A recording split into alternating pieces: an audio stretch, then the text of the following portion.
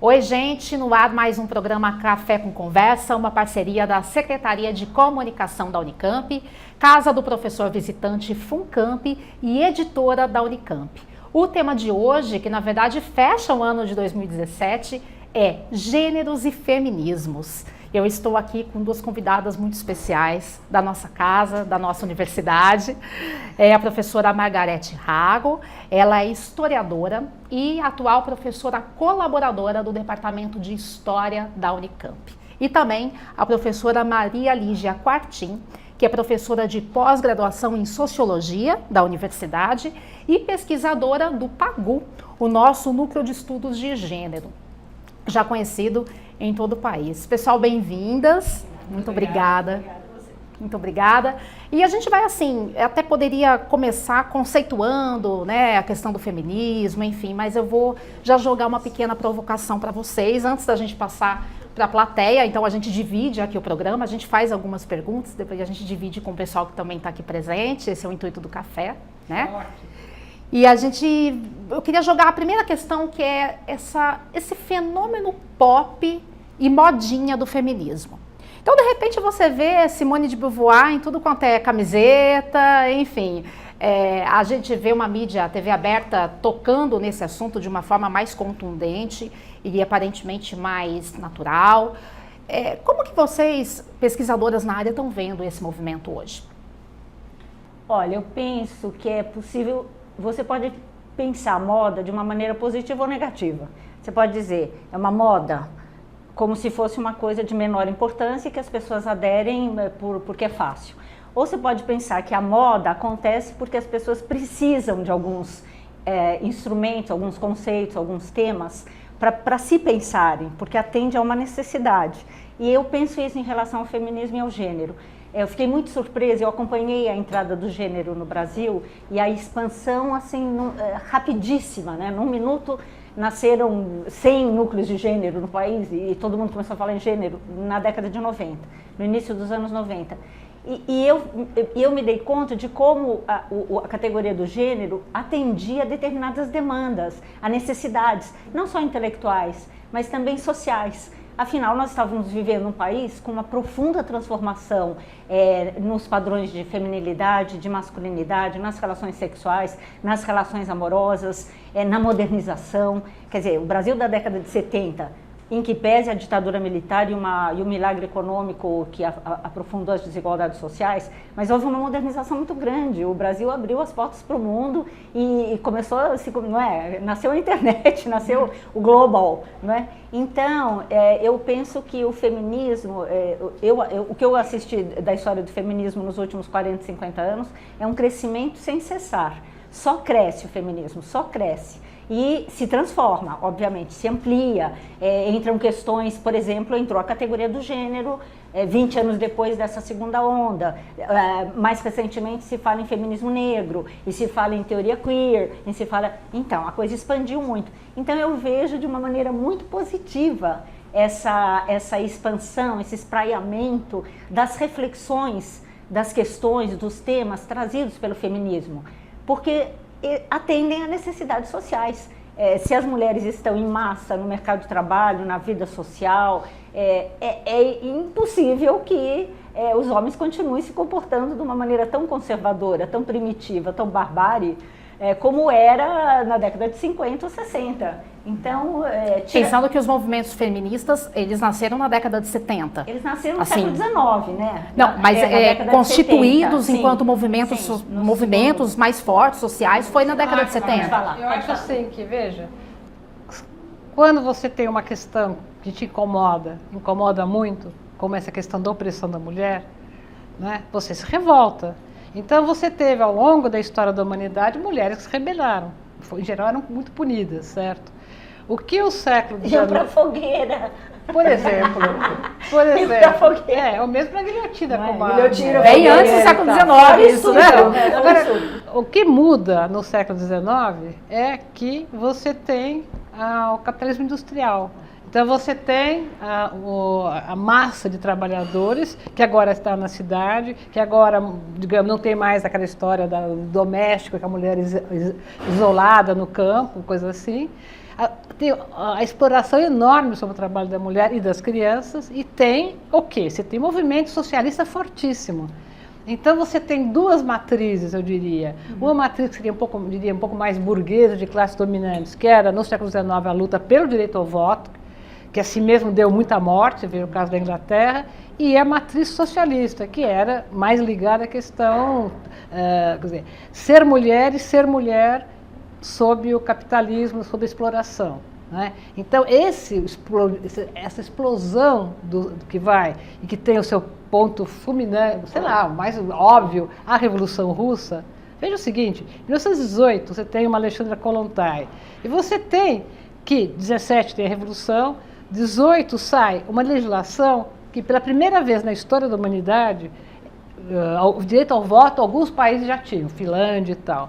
Mas primeira vez na história da humanidade você tem o quê? Você tem a conquista de o quê? Paridade absoluta para homens e mulheres, com relação ao trabalho, com relação à vida partidária, com relação a, principalmente, aí que empaca, a vida doméstica. Então, o divórcio foi facilitado, o aborto foi legalizado, não é? E mais do que isso, uma coisa que aqui recentemente só, que é que os homens podiam pegar o sobrenome da mulher. O Leon Trotsky, por exemplo, passou a usar o sobrenome da mulher. Simbolicamente isso tinha uma importância fundamental. Parece que não é nada, não é? Mas só quando eu casei, por exemplo, eu fui obrigada era a moda. O nome do marido. Certo? Quer dizer, então, quer dizer, é uma coisa. Na França, a mulher não é a Maria de tal, é Madame Fulano.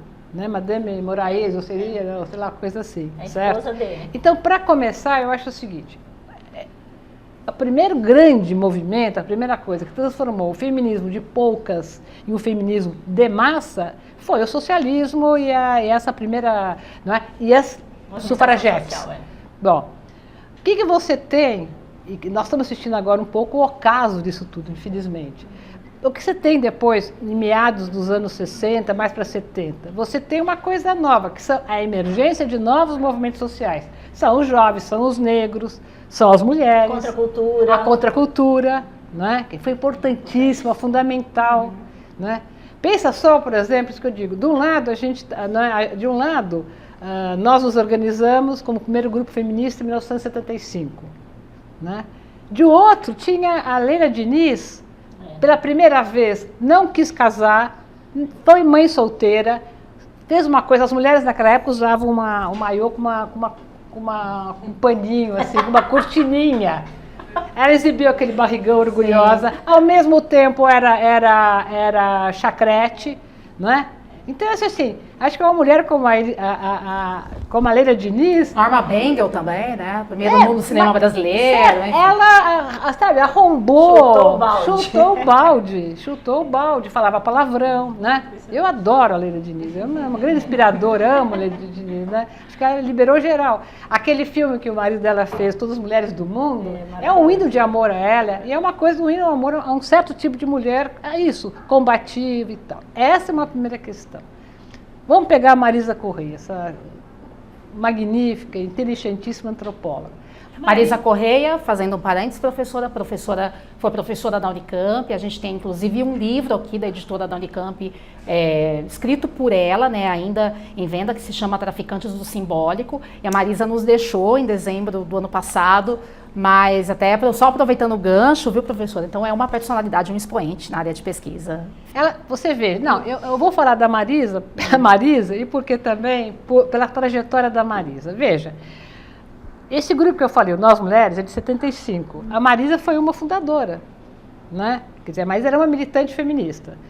Posteriormente, a Marisa veio para a Unicamp. A Marisa foi uma das fundadoras, Margarete também estava lá, do Núcleo de Estudos de Gênero PAGU. Quer dizer, para você fundar um núcleo de gênero, é tudo aquilo que a Margarete falou, faço minhas palavras, quer dizer, porque tinha essa questão, era necessário e tal.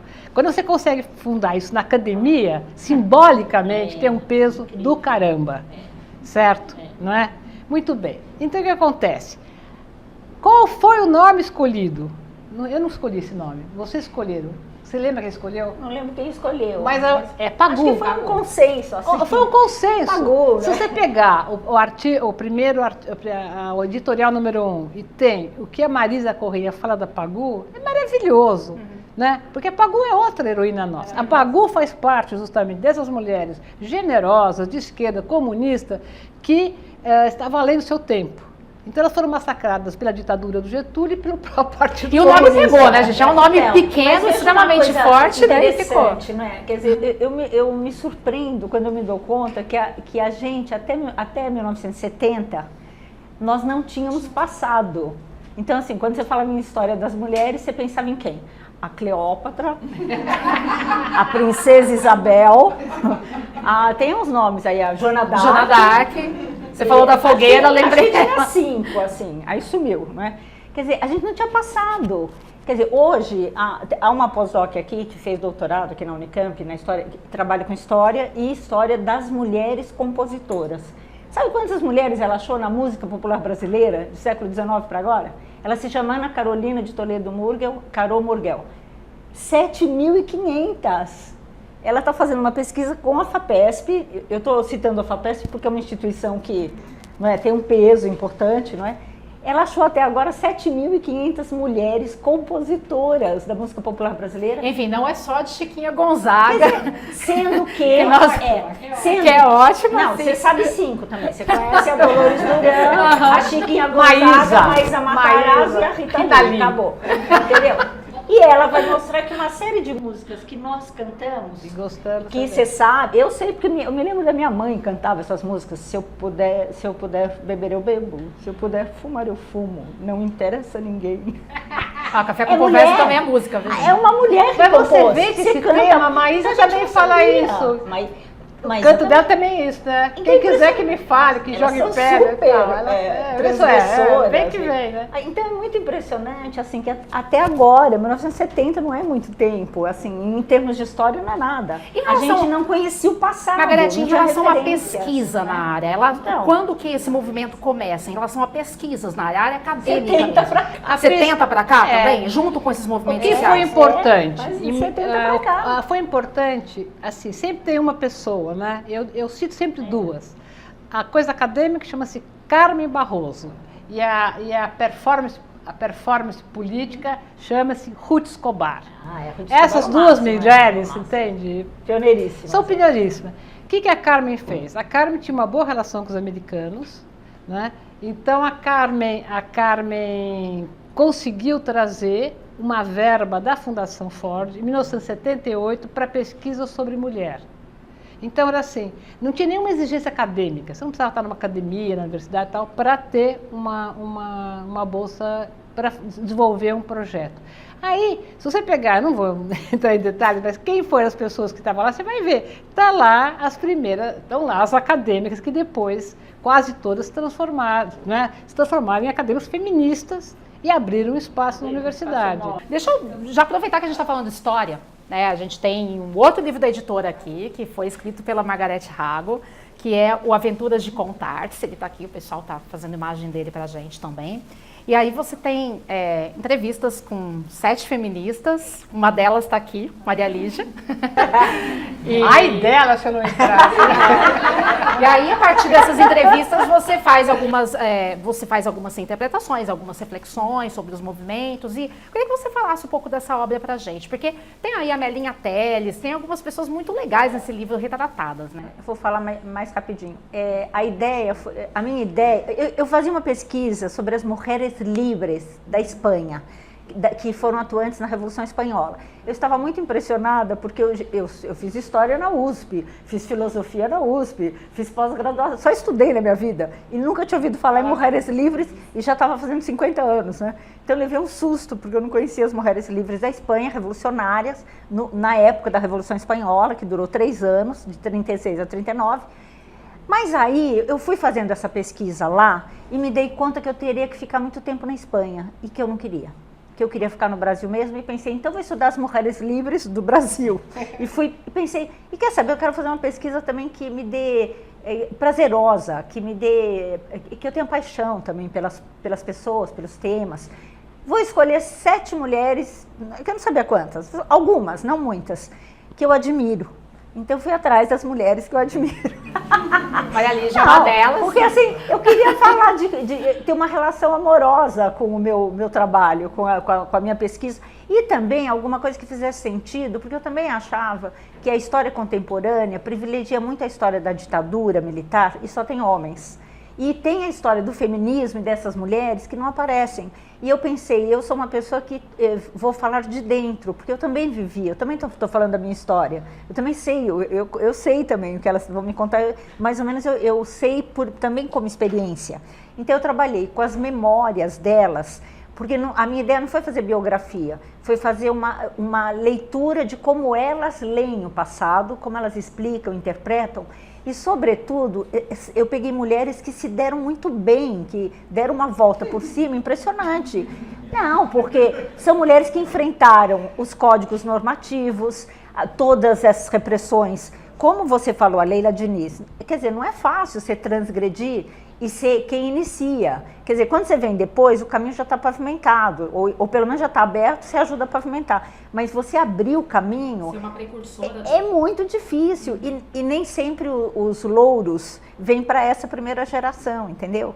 Então eu pensei, eu quero ver como é que essas mulheres deram uma volta por cima absurda, porque elas foram criadas para casar, ter filho, ficar em casa, ser mãe 24 horas, um padrão de feminilidade, de casamento, que é do século XIX, mas que, enfim, foi o que a geração pegou. E como é que essas mulheres chutaram o balde, subverteram dessa maneira, abriram novos espaços, criaram... Então eu queria saber isso, falei, como é que elas são tão poderosas, né? Como elas fizeram para superar? Fizeram psicanálise, não fizeram psicanálise? Uma foi presa, a outra foi, né? Quer dizer, ser presa na ditadura militar. A Crimeia teve Maria Lígia foi exilada, né, exilada. E os dramas pessoais também, de perdas familiares, que assim, não são coisas que você resolve tão facilmente. Então, no Brasil, a história do feminismo vem como um movimento de esquerda e em luta também contra a ditadura militar. Então, combinou essa coisa de lutar contra a ditadura, de ter o socialismo como bandeira, ou socialismo, ou anarquismo, não importa, mas é anticapitalista, né? Anticapitalista.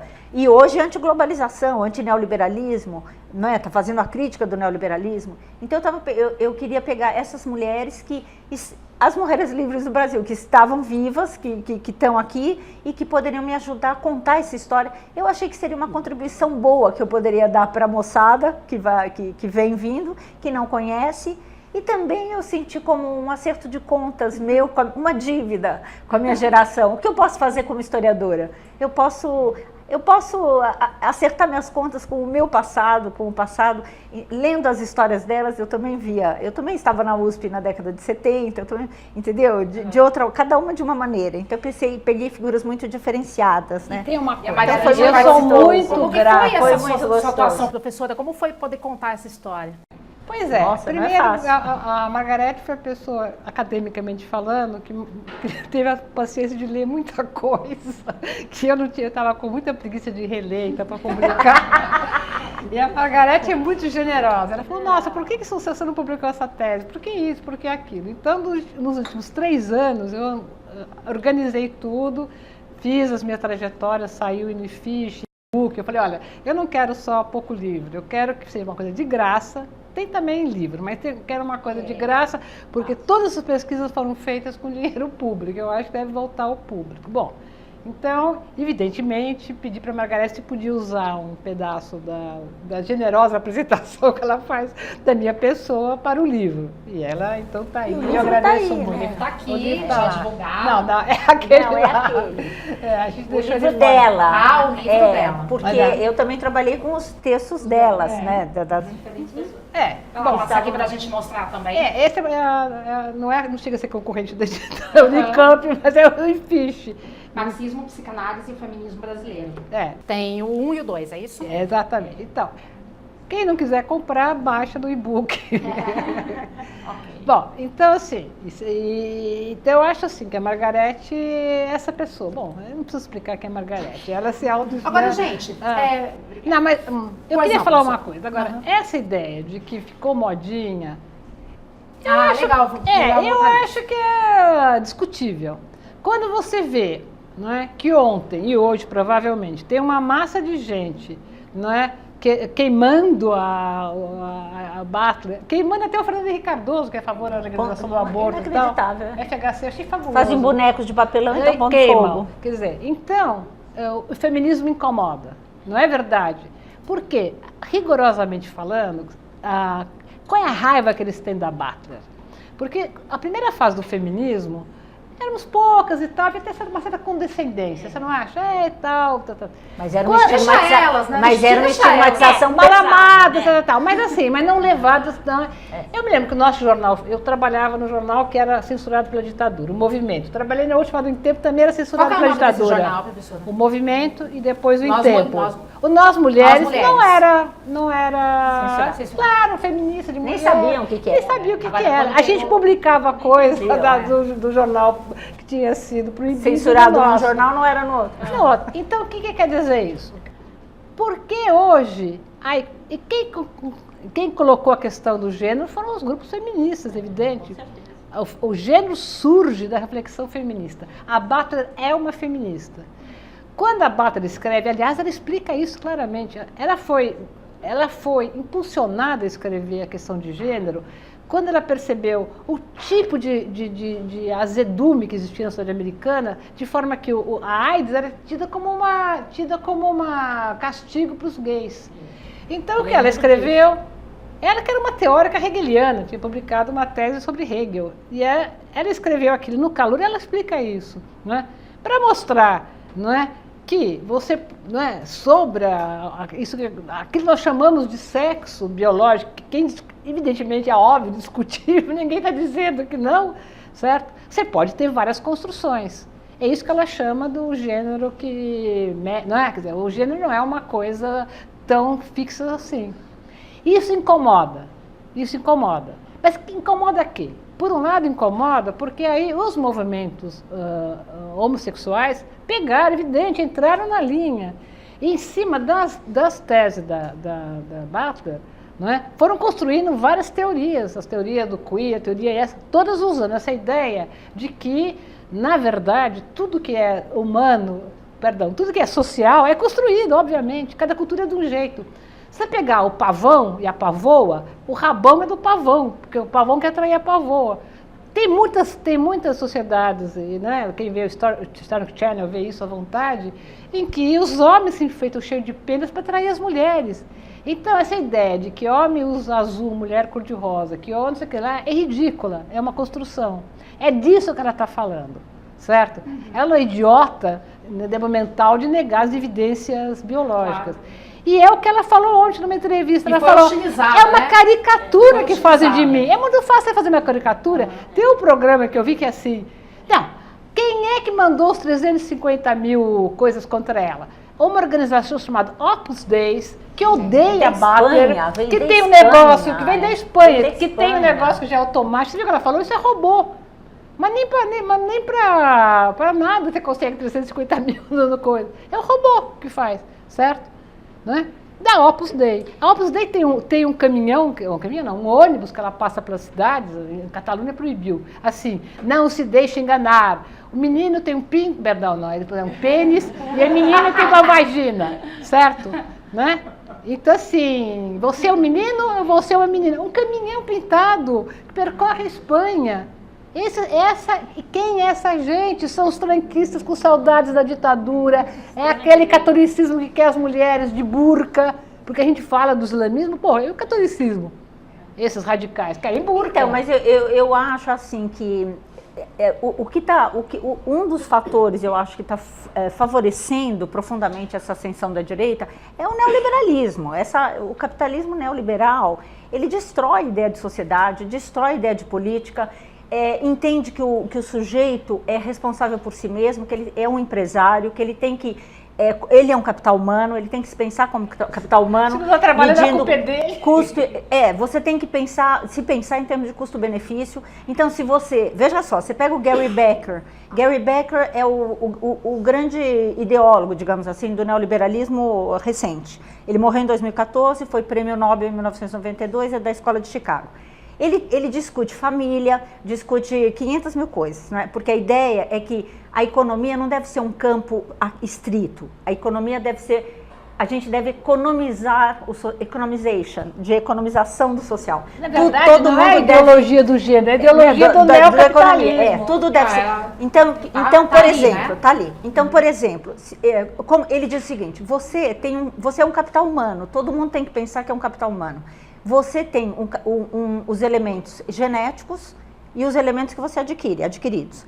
Como capital genético, a parte genética do seu capital, você tem que melhorar, né? Você tem que elevar a renda. Então, por favor, não vai casar com um homem mais feio, mais burro, porque senão seu filho vai ser menos que você. Então, você tem que pensar no capital genético. Quer dizer, retome ideias do eugenismo do século XIX. Aí ele diz, e aí você tem que adquirir, né? Então você tem que pôr o seu filho pequeno, você tem que pôr para aprender chinês, aprender inglês. Aliás, ele vai para trás, ele diz assim, as horas que a mãe fica com o bebê no colo são fundamentais para a formação desse novo capital humano, porque a competitividade, a competição não é natural. E nós temos que criar, o Estado tem que ajudar a criar condições para que a competição aconteça, porque ela é positiva. Então, se você criar um nenê, esse economista da escola de Chicago, se você a mãe ficar mais horas com o bebê, num ambiente que não seja muito claro, ele será uma pessoa mais calma, mais apta a concorrer quando ele crescer. E ele diz assim, e ele dará um rendimento muito grande, que será o seu salário. E para a mãe, o que ele dará? A renda psíquica. A mãe, né? Quer dizer, então, os ideólogos aí do neoliberalismo, Hayek e Friedman e esse Gary Becker, que é o neoliberalismo americano, ele vai pensando, assim, as relações afetivas, as relações amorosas, as relações familiares, à luz da lógica custo-benefício. A ideia de economização do social, de neoliberalização do social, de tudo tem que ser pensado a partir do mercado, que o mercado é o espaço da verdade. Bom, o que acontece? É isso que está entrando com toda a força, né? Tem programa na televisão falando que quantas horas a mãe tem que amamentar o nenê para o capital humano, né? Se amamentar o nenê mais que 12 meses, aí já complica, porque o nenê pode ficar meio dependente. 12 meses não, é 12 meses, né? Aí não vai buscar. Não vai buscar, né? Não vai ser competitivo, enfim. Você vê essa lógica crescendo de uma maneira muito assustadora. Agora, o negócio é que essa lógica traz o conservadorismo do pensamento o mais retrógrado. Então, o que está vindo à tona? Ideias do cristianismo dos pais fundadores do século II. Ou seja, é a modinha Peronomútil, Tertuliano, né? Santo Agostinho. Quer dizer, você pega um livro do Tertuliano, que é do século II, o livro dele se chama A Roupa das Mulheres. La Toilette des Dames. Ele fala, você vai ler, ele diz assim, mas olha como as mulheres se vestem. Elas põem roupas que são muito atraentes, que são muito sedutoras. É claro que os homens vão pecar. Eles só podem trair as mulheres ou cair em tentação por conta... Você vê os políticos de direita falando isso. Quer dizer, são 20 séculos. A culpa é das mulheres, porque você pôs essa roupa, o cara te estupou. Quer dizer, o cara está falando do século II. E você vê a direita falando isso. Eu não escuto isso só de político, não, viu, gente? Claro, é que eu falei de político. Eu escuto isso e agora, pensa o feminismo falando na contramão disso. Não, tem duas coisas que eu acho. Que a primeira só questão pode irritar profundamente. É que eu me perguntei, além dessa lógica, me pergunto qual é a razão de que houve indiscutivelmente um aumento da violência contra a mulher. E tem vários caminhos para essa resposta. Uma coisa que me ocorreu foi o seguinte, enquanto as mulheres, né, voltando àquele tema que as mulheres no começo, o feminismo tal era tolerado, então diziam, as malamadas, mas não ligavam muito, e você agora diz, bom, é um movimento social, ampliou-se muito e tal. Então eu acho o seguinte, eu acho que para os homens mal resolvidos, né, essa questão da mulher empoderada, por assim dizer, né? Não gosto dessa palavra, mas enfim, é uma mulher autônoma. Palavra da moda. Assusta. Para os mal resolvidos. Os bem resolvidos não tem problema nenhum com isso, mas os mal resolvidos têm. Então você pensa o seguinte, quando você pensa na coisa sexual, não é? Quer dizer, isso é o clássico. Qual é a questão do estupro? A questão é do cara é uma relação de poder. De ódio, né? De poder. Não é tesão, ele exatamente. Precisa, não, né? que tesão. Ele Não só é. se excita porque transforma, coisifica a mulher, né? Transforma num objeto que está lá totalmente à mercê dele. Certo? Então, assim, essa questão, por isso que essa questão da violência, daquele cara que pegou aquela moça aí, porque, né? E fez, né? É o seguinte, né? Agora chupa, certo? Ela foi corajosa de denunciar. Nós não sabemos o nome dela, mas ela foi corajosa de denunciar. Muito bem. Então, essa questão era uma questão dos homens mal resolvidos. Essa questão da a virilidade deslocada, certo? Porque você tem um outro lado que realmente, né, já dizia o velho Lênin, dizia muita bobagem, mas disse uma coisa muito certa, que era o seguinte para Kollontai: olha, os homens não vão abrir mão dos seus privilégios. Porque ele falava, rigorosamente, os operários, enquanto não tiver creche de arma 4, tem de ajudar a mulher em casa. E nossa primeira versão do feminismo também, nunca pusemos isso em pauta. A revolução também tem casa, tá certo? O privado é político. Então, a questão toda de hoje também, desse rancor, né, tem a ver, né? Você pega esses infelizes que estão por aí, nem vou citar nomes, né? Com estupidez humana e tal, certo? O problema é esse. Virilidade ameaçada. É um problema de virilidade ameaçada, né? Porque é tudo aquele, né? Como é que chama que toma para ficar fortão? Ou então não existe, né? É o bíceps, né? Você tem de gozar com o bíceps do cara. Nossa, mas isso é o modelo do Tarzan, né? Então, você entende? Quer dizer, né, tem essa questão forte. Gente, eu falei que era muitas perguntas aqui, eu tô super afim de ouvir a continuidade disso. Eu não tinha noção. Mas a gente tem uma plateia aqui que precisa participar, Vamos. então eu vou Bora. já jogar as perguntas pro pessoal. Fica à vontade. Vocês viram que ela não deixou a gente falar. Eu quero protestar. É uma questão de time do programa só. Pessoal, fantástico. Eu preciso passar as perguntas para vocês.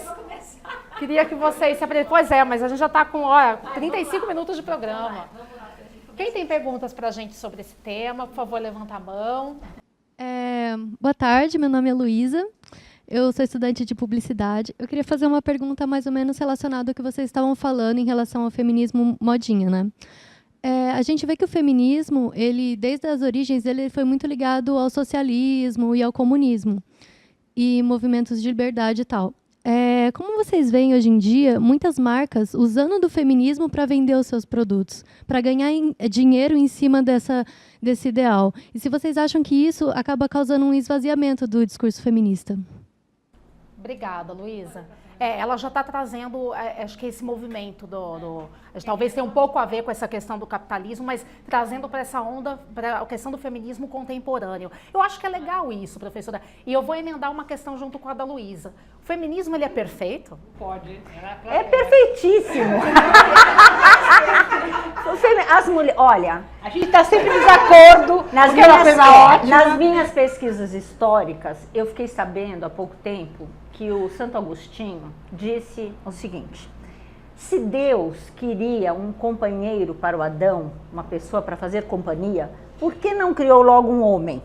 Perfeito com perfeito. Foi criar a mulher, deu caca, né? Virou serpente e tal, né? Tivesse feito um já é homem. um bom mote para o movimento Não é? homossexual. Aí, eu acho. Santo Agostinho, protetor dos... Falou, mas como Deus foi criar uma mulher? Tinha que criar um outro homem para fazer companhia. Porque superior com superior se entende. E no século XVII, uma mulher, uma monja chamada Arcângela Tarabote, falou assim: eles estão enganados. O Santo Agostinho e os outros que falam isso. Porque a mulher é mais perfeita que o homem. Porque o Adão foi feito do barro e a mulher foi feita do corpo humano.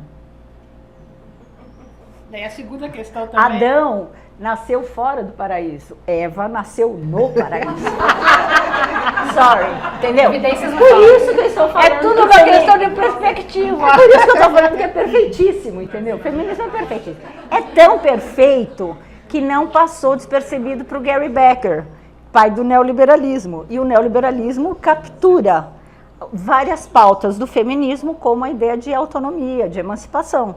Não é? Então, claro, mulheres, vocês têm que ser capital humano. Para ser um capital humano produtivo, que tem um bom rendimento, você tem que ser emancipada. Você tem que ser... Então, existe sim uma apropriação capitalista, neoliberal, violenta, selvagem, do discurso feminista, do discurso do movimento negro, gay, de tudo que é lado. Não é? E nós estamos acostumados com isso, porque o Maio de 68 foi também capturado. O discurso foi, não é? Quer dizer, explodiu o Maio de 68, num minuto virou camiseta, o Che Guevara, não sei o que lá.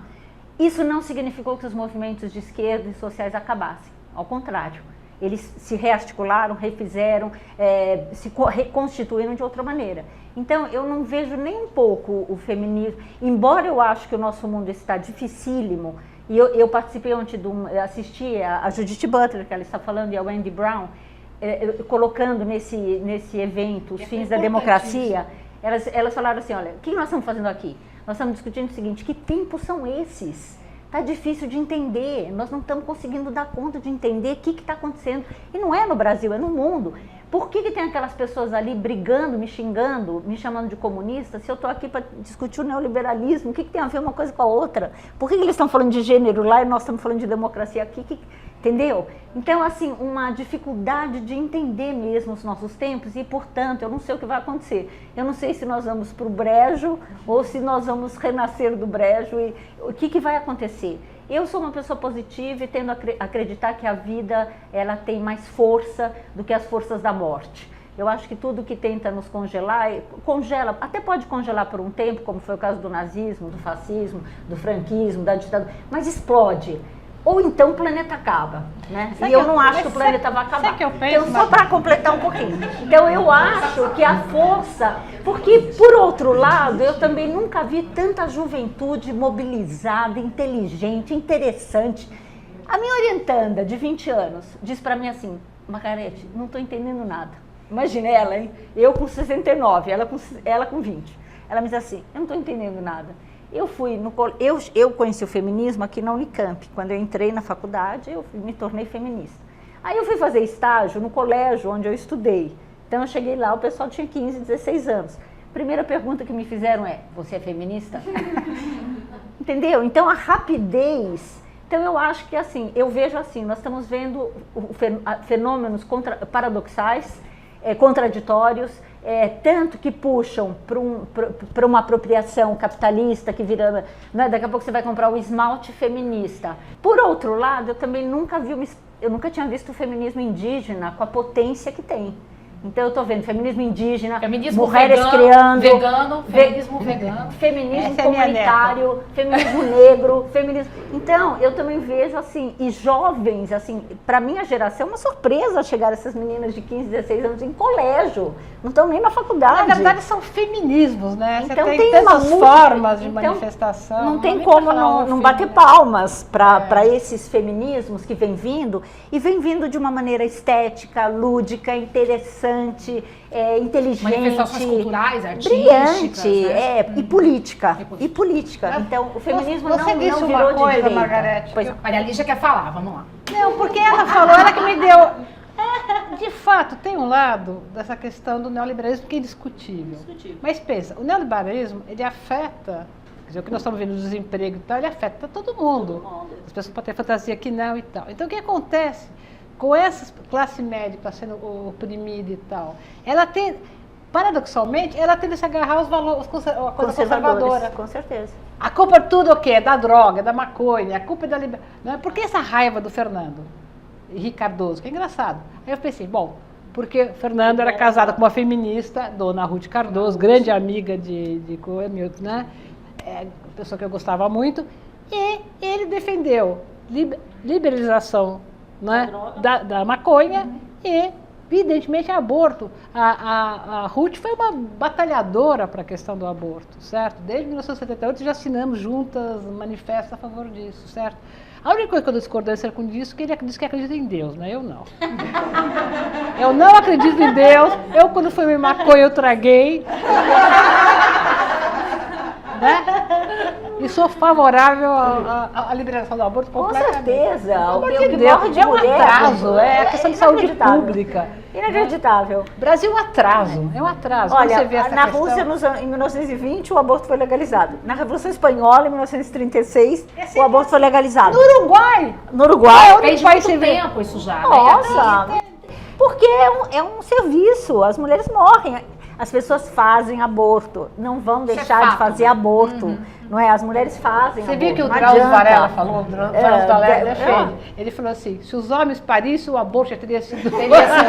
Absolutamente Você já viu legalizado isso? Maravilhoso. há anos, Maravilhoso. Eu vi. Gente, mais perguntas? Vamos aproveitar. Oi, meu nome é Flávia. Eu queria saber o que vocês acham da participação masculina nesse feminismo. Assim. Os homens podem ser feministas? Qual que é o papel deles nesse caminho? Isso sempre gera um pouco de polêmica, né? Então, queria ver o lado de vocês. Assim. Eu queria citar a Rosa Obrigada. Mayreder. Rosa Mayreder.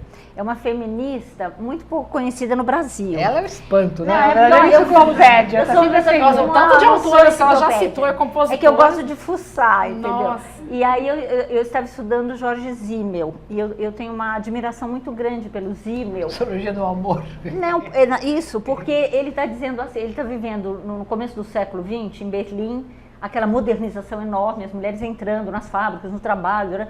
E ele está falando, e há um amplo debate dizendo assim, o que vai acontecer? As mulheres estão entrando. A cultura é masculina, objetiva, racional, as mulheres são subjetivas, emotivas. O que vai acontecer com a entrada delas? Elas vão substituir os homens? Elas vão destruir a cultura masculina ou não? Então, a maioria dos autores vai dizer, vai ser um desastre. As mulheres não vão querer mais ter filho, os homens vão ficar efeminados, a família vai acabar. Até o Engels, não tem essa coisa do Engels de falar que a família vai acabar? Não, mas é Então, razão era outra. Eu, como marxista, defendo ele. Eu tava lá. Então há um pânico moral nesse momento. E o Simmel fala, não, eu não acho. Eu acho que ao contrário, as mulheres vão trazer a sua cultura e ela vai se mesclar com a masculina e é necessário, porque não dá para ser só razão, você tem que ser razão e emoção. Aí ele fala assim, como vai ser uma mulher médica? Ela vai ser um médico? Uma mulher que for médica, ela será um médico ou ela como médica vai renovar as técnicas, os procedimentos, a relação com o corpo? Porque a mulher tem uma relação com o corpo diferente com o homem, ela se relaciona com o corpo dos outros também diferentemente, ela tem uma ideia do seu útero, da sua vagina diferente, quem sabe ela não vai mais querer a maca para fazer o exame ginecológico, e nem o fórceps, nem aqueles instrumentos, vai criar, enfim. E ele vai analisando em algumas profissões. Eu fiquei deslumbrada quando eu li esse artigo em 1902, que eu recomendo a vocês, de 1902, que eu recomendo, chama-se Cultura Feminina. Eu li 90 anos depois, em 94, quando saiu o livro, porque é em alemão também. E ele cita uma amiga feminista que se chama Rosa Mayreder. E aí eu fui ler um pouquinho da Rosa Mayreder, que diz o seguinte, o feminismo, e ela está falando nos anos 20, não veio para derrotar os homens, muito pelo contrário, o feminismo veio para socorrer os homens, porque os heróis estão cansados. Fabuloso! Olha, o feminismo veio para socorrer os homens, porque os homens estão em crise de masculinidade, o mundo é muito difícil, eles não estão aguentando. Ela está falando disso em 1920. Nós não temos que ler a Rosa Mayreder? Tem que ler, é que a maioria dos textos dela tem em alemão. Eu achei alguma coisa em inglês, mas ela não é muito conhecida. Mas essa ideia, então eu adorei e emprestei essa ideia, entendeu? Eu acho que o feminismo veio socorrer os homens. Então, há homens que são mais burrinhos e custam mais a perceber. Outros que aplaudiram e se associaram. Então, sejam bem-vindos. Sejam bem-vindos. Então, as portas estão abertas. Porque não dá para hoje você não levar em conta tudo que a psicanálise, o Freud... Todo mundo sabe que você tem o lado masculino, feminino, entendeu? Não tem como você negar essas Eu acho que é o dimensões seguinte também. da subjetividade, né? Eu acho que que as mulheres, quando além de tudo que já faziam e continuaram fazendo, foram ganhar vida, isso e aquilo e tal, de um lado, a gente ampliou muito a nossa experiência e, portanto, também meio que ficou sobrecarregada. Então, eu acho assim, quando os homens, por pressão ou por bem, né, começaram a dividir as coisas com as mulheres, eles perceberam, por exemplo, uma nova concepção de paternidade que não é exatamente seu suporte. Claro. Né? Hoje, porque vamos dizer que uma coisa importante é que o nosso Código de Família é muito avançado. Então, por exemplo, na jurisprudência já se firmou que em caso de separação, pai e mãe têm compartilhado, você entende? Que é justo, né? Que é importante. E eu li até recentemente um artigo em que se observava que, de um lado, isso fez uma nova, está criando toda uma nova ideia de masculinidade, né? Mudando os papéis sexuais, papéis de familiares, e que teve uma outra coisa que foi importante para os homens, essa eu achei a melhor, que foi o seguinte, foi que os gays se cuidam muito, né? Os gays são lindos, perfumados, maravilhosos e tal. E que houve uma inveja. E aí começou o homem também. O que tem hoje de creme para homem, de não sei o quê, né? Mercado de cosméticos para homem. Se vocês repararem, né? Eu não gosto de nenhum dos dois, mas vocês reparem o seguinte, a Marta, nossa ex-prefeita, usava Botox, mas o Dória também é uma maravilha. Aquilo, você viu? A Luísa, voltou naquela tua pergunta a respeito da venda, enfim, né, do mercado, enfim. Agora, só tomando carona novamente nessa questão, né, a gente só fica pensando um pouquinho sobre como será que isso vem sendo abordado dentro das escolas, né, com os meninos. Enfim, essa questão da sexualidade, do feminismo, acho que começa em casa. Isso, sim. Você não começa em casa? Quer dizer, a escola, coitada da escola, sobra para a escola tudo. Não sei o selvagem, a outra rebita, não sei o que, a professora que não. Acho que começa em casa. Eu acho que são vários espaços, a escola, a casa, mas acho que isso desde pequenininho, né? Ser trabalhado, essa cultura, enfim. A gente vê até tem dentro do próprio mercado editorial para criança, eu visito muito livrarias, a parte infantil das livrarias, a gente vê até o mercado editorial sendo trabalhado. Eu penso que assim, se você não tivesse tido uma mudança cultural bastante grande, você não teria garotada ocupando escolas, da onde que elas vêm? Da onde vem essa garotada que tem 15 anos? Não caiu pronta do céu, né? Ou ela vem de casa, ou é do colégio mesmo.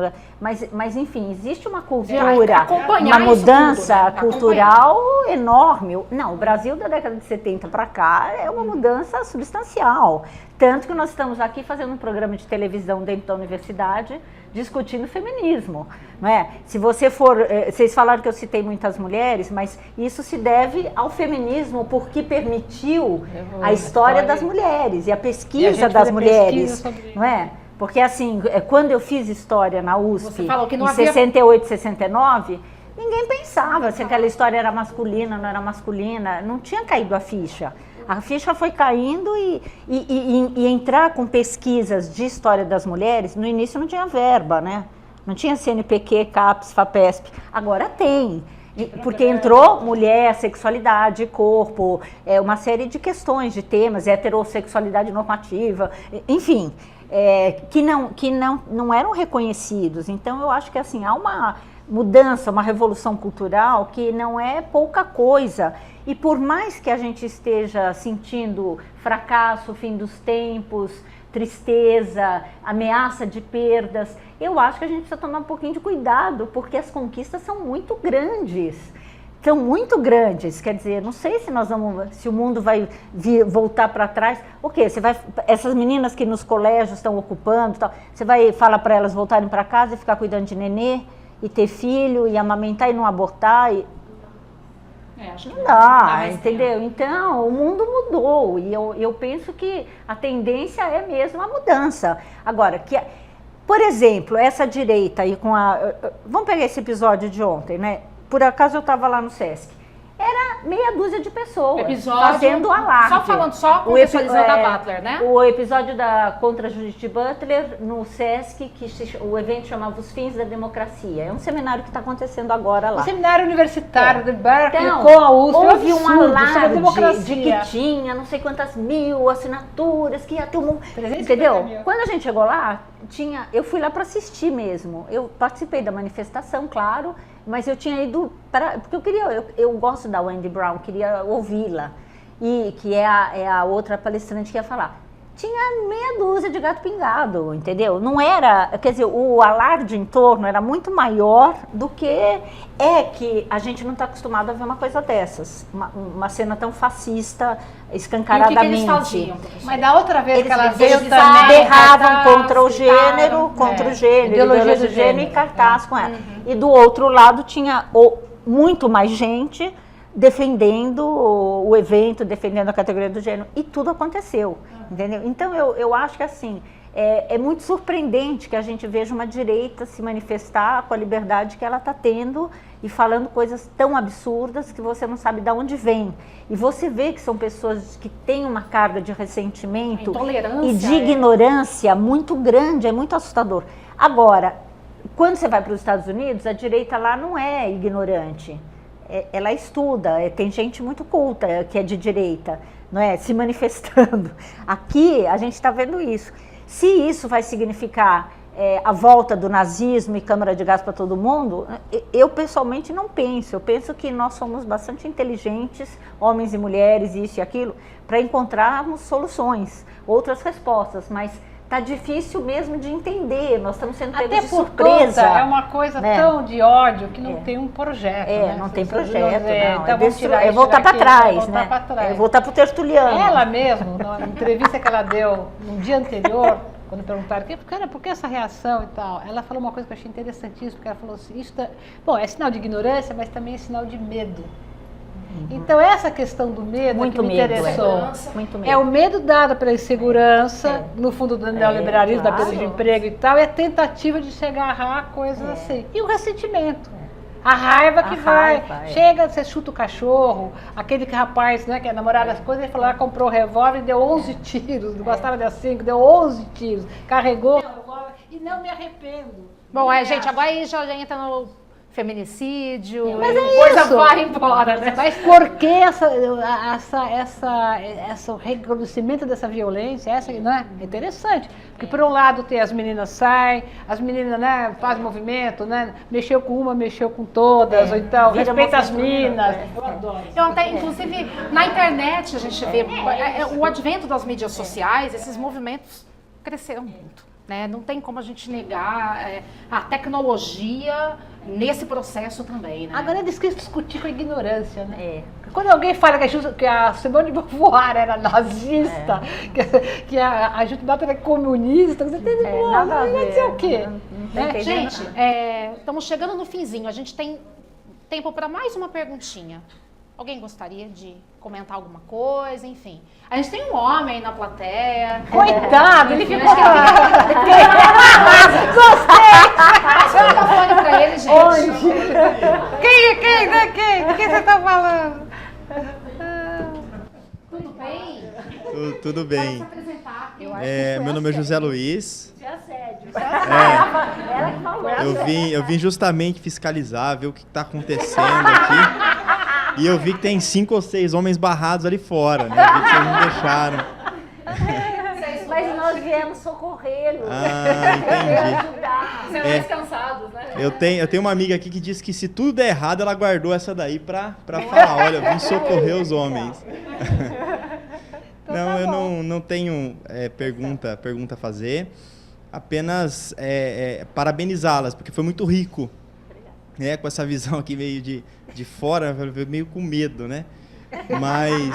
Mas a dúvida maior, eu sei que vão cortar isso depois, é como que faz aquilo com o bíceps? Eu não entendi muito bem. Pergunta pra ele!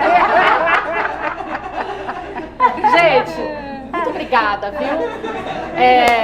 Muito bom. Eu queria agradecer vocês imensamente. Vocês têm uma mensagem para deixar, especialmente para, assim, a gente daria muito, assim, pano para manga, mas eu acho que de repente nessa área acadêmica, vamos falar, nessa área de pesquisa, eu acho que uma mensagem para quem eu quero sim dar uma mensagem. A minha mensagem é a seguinte: eu acho que a gente não pode ceder ao medo. Eu acho que o medo é um fator que paralisa, que deprime, que faz você voltar para dentro de uma maneira negativa. E eu acho que nós temos muitos recursos, muito mais do que tiveram nossos antepassados, e que a gente tem que ser mais esperto no sentido de usar esses recursos, em termos de conhecimento, em termos de relações, não é? Veio um pessoal agora aqui, o Laval, Dardot, Tony Negri, fala das políticas do comum. Veio a Silvia Federici, feminista, falar do comum como uma forma de luta contra o neoliberalismo, um mundo que prega concorrência. Então, prega concorrência, nós vamos fazer o oposto. Qual que é o oposto? Comum. vamos criar espaços comuns, contatos comuns, apropriação dos bens comuns, o comum na subjetividade, o comum não ser proprietário, não é? Então é isso. Então são outras formas de luta que a gente não imaginava porque o mundo era outro. Então eu penso que a gente tem que potencializar o positivo, apostar na potência da vida. Esse é o meu recado. E as mulheres são pioneiras em potência de vida, né? Eu concordo no número de gênero que ela falou. E lembraria, quando ela fala, a gente pode ter medo. A Yoko Ono diz assim, não tenha medo de ter medo. Claro. A gente tem medo, eu fico assustada com a minha coisa. Agora, a gente faz um esforço e não cede, é isso, né? Tem que ter coragem de enfrentar. Eu acho que hoje, de não se omitir, de ver uma violência como, não é, qualquer que seja, e você fica na sua, não, mas esse é assunto de família, de não, né? Então, assim, é isso que ela falou. Hoje, mais do que nunca, você está de corpo presente nas manifestações, você está de corpo presente nos lugares e atuando e dando força, é isso que importa. É como a gente pode fazer política hoje, né?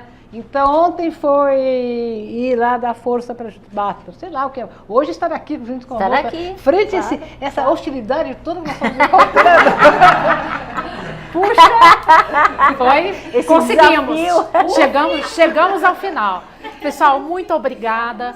A gente está chegando ao fim do programa Café com Conversa. Hoje contei com um bate-papo especial com duas convidadas aqui da universidade, a professora Margarete Rago e a professora Maria Lígia Quartim, ambas do Instituto de Filosofia e Ciências Humanas. Esse programa, a gente chega na última edição do ano. É uma parceria da Secretaria de Comunicação, da Casa do Professor Visitante FUNCAMP e da editora da Unicamp. Até mais, o programa está na internet, se você tiver mais dúvidas e comentários, é só comentar que a gente passa para as nossas convidadas. Até mais.